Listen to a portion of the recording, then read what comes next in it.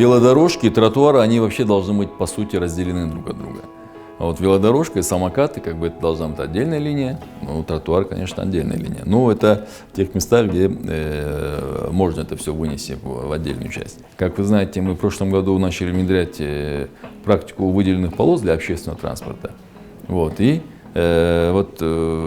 вы насчет анализа спросили, в ряде стран выделенные полосы для общественного транспорта также используются для мотоциклистов, велосипедистов, самокатчиков. И даже в других странах и скутерами им пользуются. Вот, имеется в виду вот, двухколесные, быстро двигающиеся